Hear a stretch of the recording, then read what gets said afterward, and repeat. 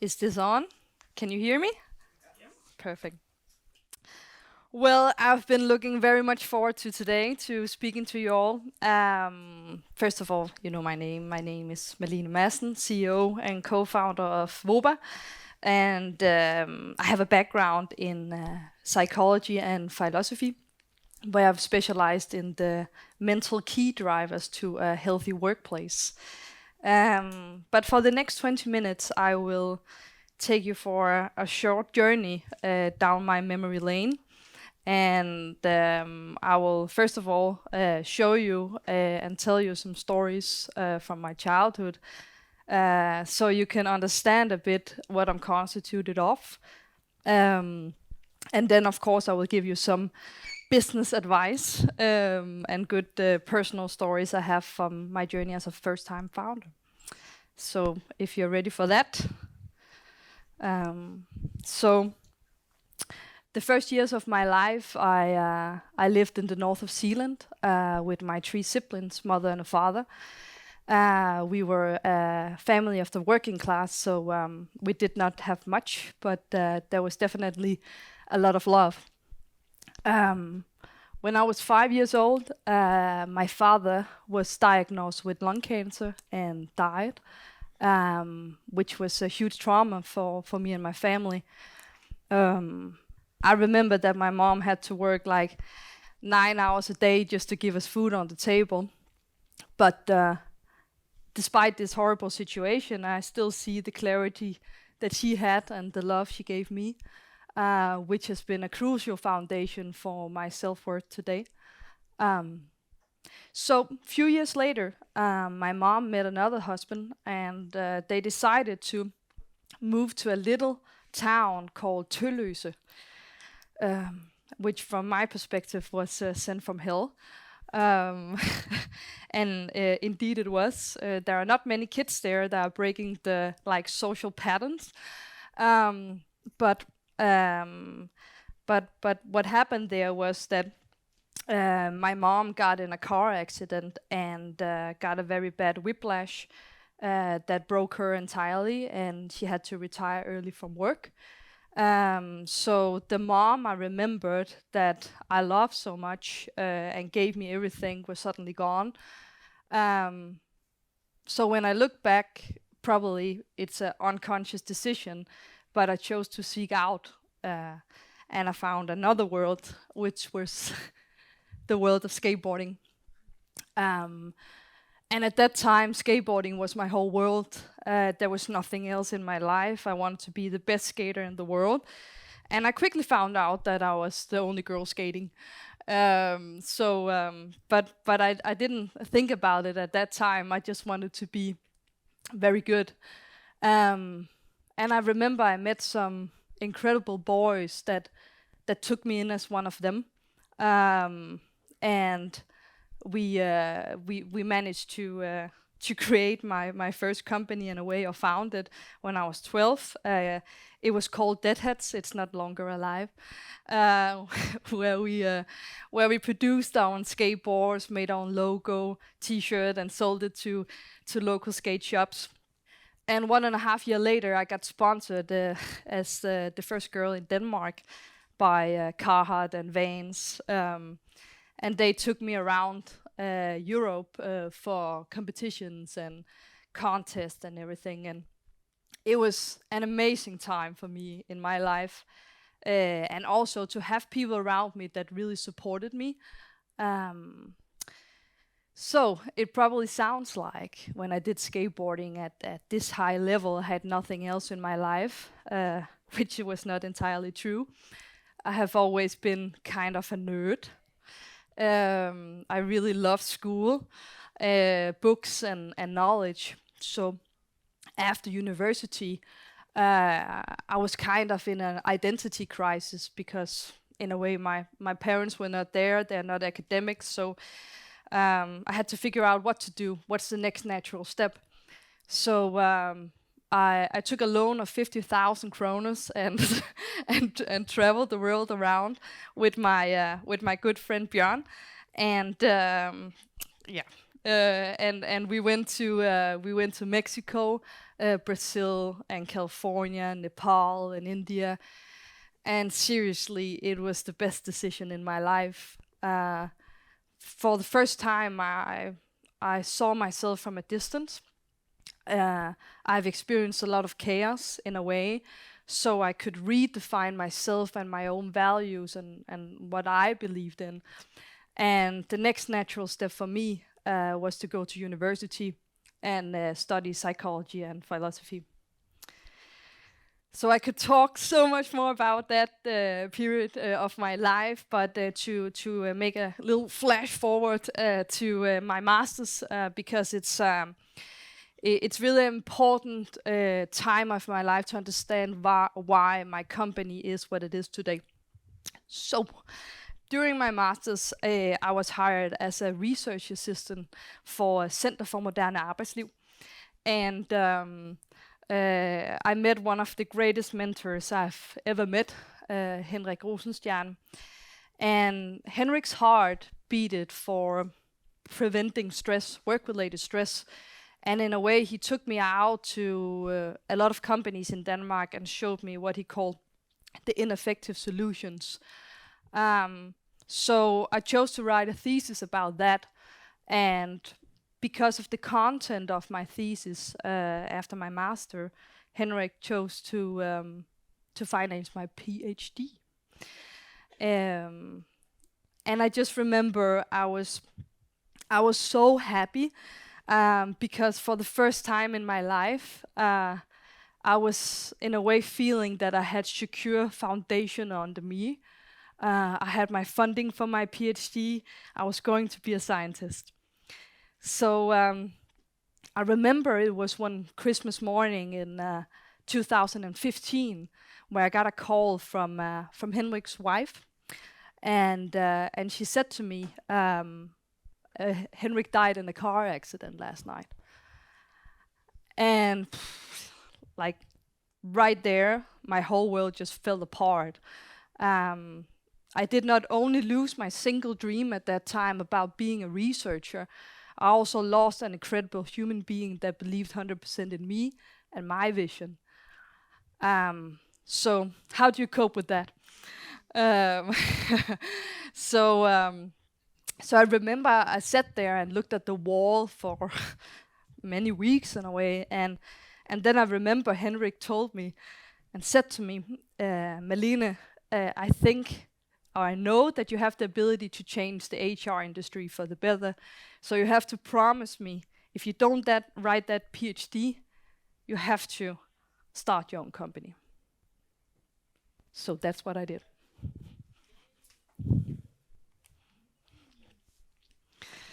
So what happened after that epiphany? Well, I was on dagpenge. How do you say that in English? Universal credit. Exactly, something like that. And then I used those money for writing a business plan. So really taking advantage of the system. And then I remembered that a good guy that I wrote the thesis with, Mikkel Bindesbøl, had the same passion as me, and he was head of sales for Puk Healthcare. So I could really see a good founder constellation between me and my visionary strategic thinking and domain expertise and his more like sales execution. So we founded Woba in 2016. We just got an initial investment, and it was not much. But hell, guys, it has been a bumpy road. Why? I will now try to share some of the most important tools I have used to balance my mental health as a first-time founder. So, any questions? Should I continue? Go. Okay.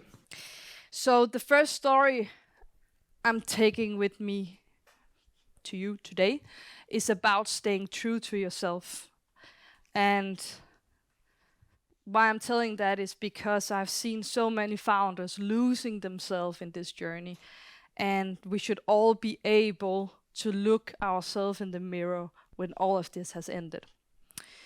So to share a little personal story about that, when Mikkel and I founded the company, we were pretty much clueless about what we jumped into. We were both first-time founders, no technical background whatsoever, no business education, but we wanted to start a tech startup. Really good odds. But the passion for preventing work-related stress was so overwhelming for me at that time that it was part of my dreams, it was part of all my conversations, part of my thoughts. So even though I'm not religious, I want to say that I was blessed in a way, because my wife gave birth to our first son 6 months after we founded Woba. And when I saw him for the first time, I just realized that there was something much, much bigger than my company. And that was huge for me. And I remember I promised my wife, because she knows that I'm kind of crazy, and she said to me, like, as much discipline you have with building your startup, because she knows when I do something, I do it 200%. As much discipline you have to have with your family, or else I'll leave. Boom. So, and it's good to have someone that does that to me, because or else I'm like, phew, I'm just away. But when I look back, I could have worked easily 24 hours. But I didn't. I've not been divorced. I kept the promise, and most importantly, I have been the present mom that I wanted to be. And when I look back, I can actually see, because I kept that promise, it has been my mental foundation to overcome any high-risk situation. Why it's so freaking important to prioritize your family and your friends and everything, because they are the mental foundation for everything that you do. That is my personal opinion. But this story hopefully tells you that you don't have to work 80 hours a week to be a success as an entrepreneur. I've sadly seen too many brilliant entrepreneurs burn out because they tapped into this myth. And we could see it in the statistics. Over 50% are directly suffering from stress and burnout.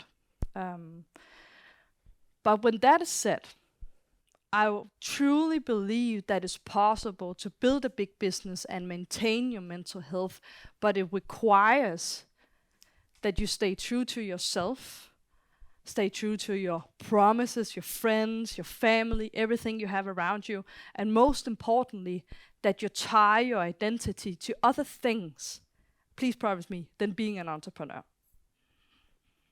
That was the first story. So the second one I have with me has been talked about a lot this evening, but it's a story about acknowledging your limitations. And when I look back at my journey, I have always known that Mikkel and I are first-time founders. So of course, we haven't taken the journey before, and we have a lack of knowledge of where the ship is sailing. So what I did was to surround myself with good advisors and business people that has taken the journey before, that I could always call and ask for help and say, I'm seriously in trouble right now, what to do?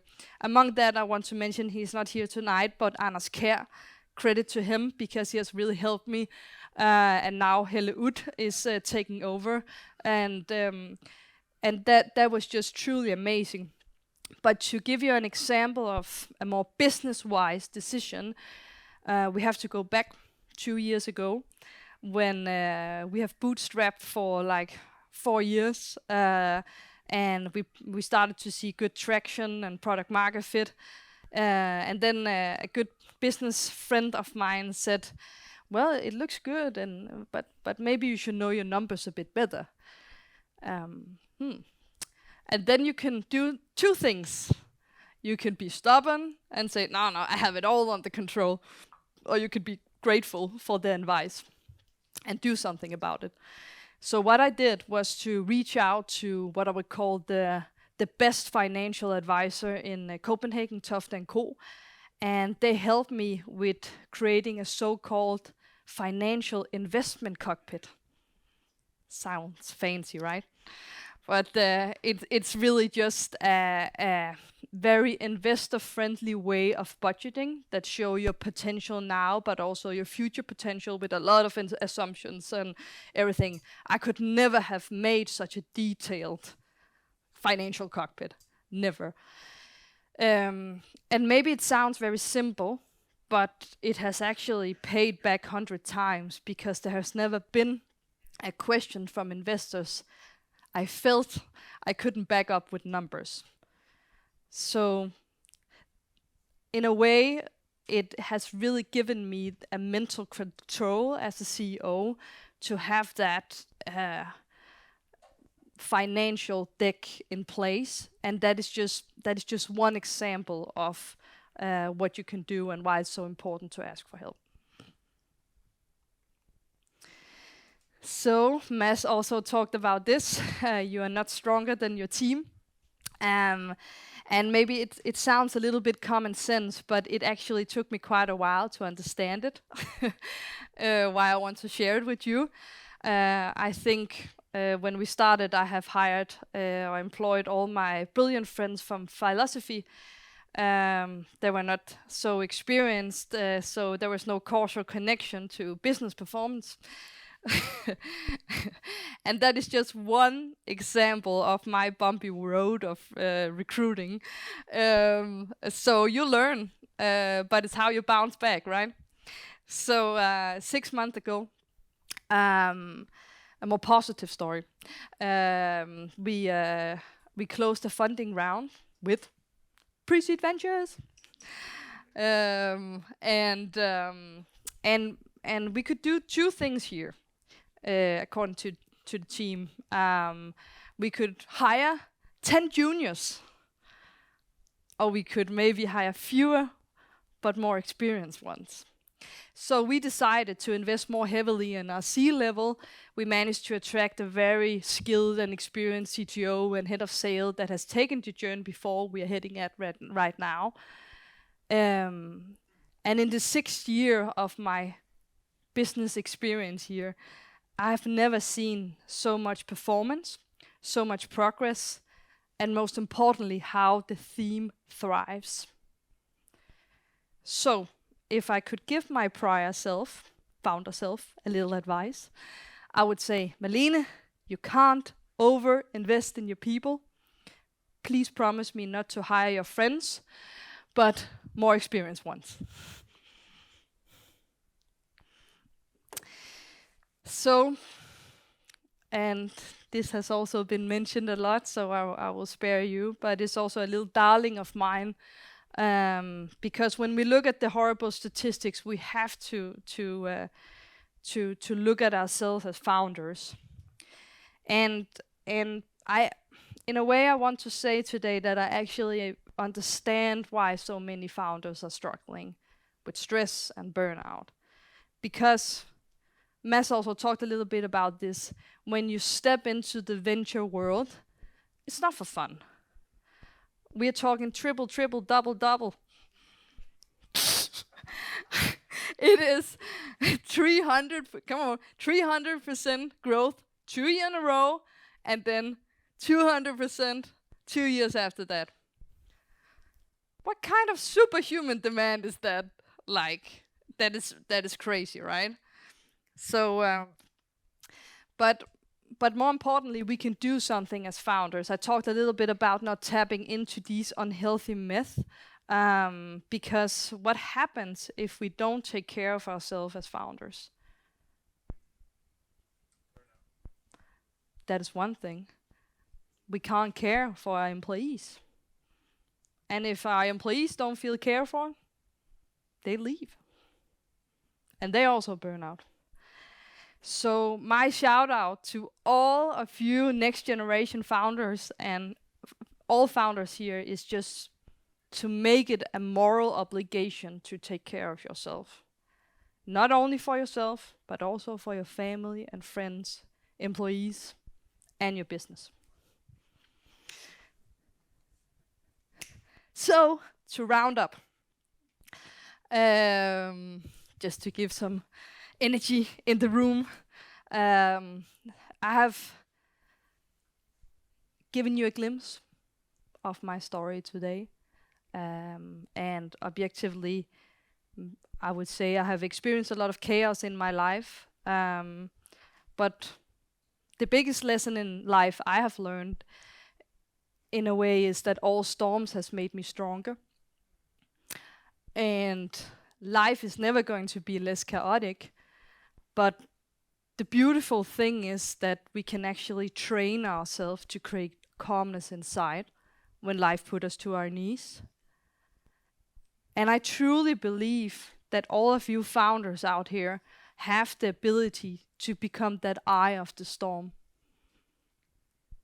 But it requires that you put your mental health first, and then I can guarantee you that you have 10 times higher success rate with building both the life and the business life that you're dreaming about right now. Thank you. Thank you.